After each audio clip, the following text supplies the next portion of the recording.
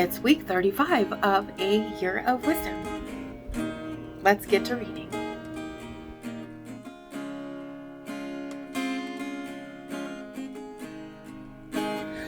Day 241. Job 39. Do you know the time when the goats of the rocks give birth? Do you observe the doe deer's giving birth? Can you number the months they fulfill, and do you know the time of its giving birth? When they crouch, they bring forth their young ones. They get rid of their labor pains. Their young ones grow strong. They grow up in the open. They go forth and do not return to them. Who has sent forth the wild ass for Eve? And who has released the wild donkey's bonds, to which I have given the wilderness as its house, and the salt flat as its dwelling place? It scorns the city's turmoil. It does not hear the driver's shouts. It explores the mountains as its pasture, and searches after every kind of green plant. Is the wild ox willing to serve you? Or will he spend the night at your feeding trough? Can you tie the wild ox with its rope to a furrow? Or will it harrow the valleys after you? Can you trust it because its strength is great, or will you hand your labor over to it? Can you rely on it that it will return your grain, and that it will gather it to your threshing floor?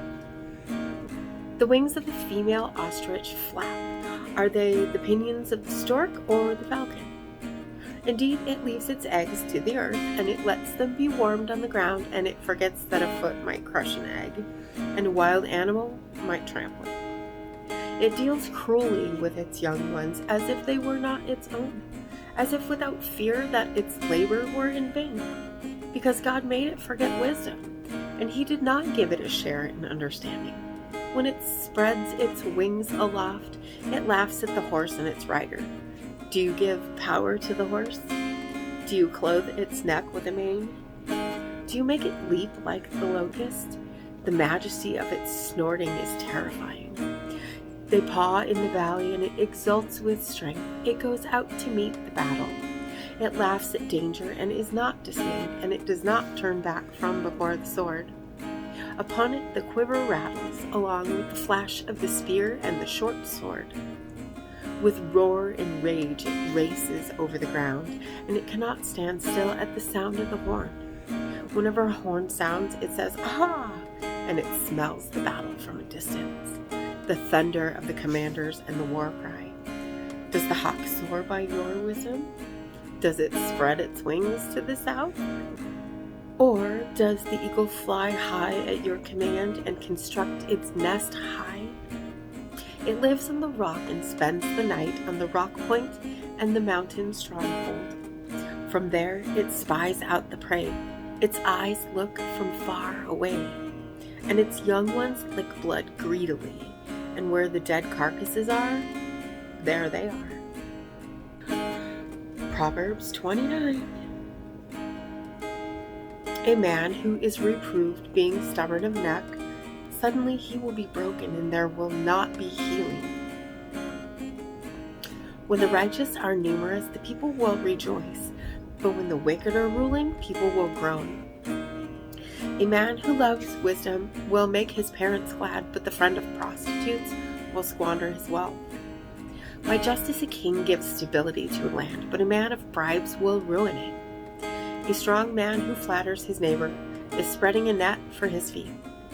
In transgression, an evil man is a snare, but the righteous will sing and rejoice. The righteous knows the case of the poor, but the wicked does not understand knowledge. Men of scoffing set a city aflame, but the wise turn away wrath. If a wise man goes to court with a foolish man, then there is rankling and ridicule, but there is no relief. Men of blood hate the blameless, and they seek the life of the upright. A fool gives all his breath, but the wise holds back in quiet. A ruler listening to a word of falsehood, all his officials are wicked. The poor and a man of oppression have this in common: Yahweh gives light to the eyes of them both. A king who judges with truthfulness to the poor His throne will be established forever. As for rod and reproof, they will give wisdom, but a neglected child is disgraced by his mother. With the increase of the wicked, transgression will increase, but the righteous will look on his downfall. Discipline your children, and they will give you rest, and they will give delight to your soul. When there is no prophecy, the people cast off restraint, but as for he who guards instruction, happiness is his.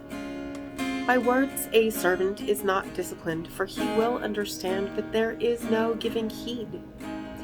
You see a man who is hasty in his words, there's more hope for a fool than him. He who pampers his servant from childhood, arrogance will be his end. A man of anger will stir strife, and the owner of anger, much transgression. The pride of a person will bring him humiliation, and the lowly of spirit will obtain honor. Being a partner with a thief is hating one's life. A curse he will hear, but not disclose. The fear of a person will lay a snare, but he who trusts in Yahweh will be secure. Many are those who seek the favor of a ruler, but from Yahweh one obtains justice. A man of injustice is an abomination to the righteous, but the upright is an abomination to the wicked. And as always, thank you so much for being here today. If you haven't already, hit that subscribe button right there and click the bell so you can get notifications for new videos. And if you wouldn't mind, hit that like button for me. And I will see you tomorrow. I know without a doubt you'll carry me out of the storm. I'm standing at the crossroads, I'm lost without a clue. I need a big pink neon sign to show me what to do.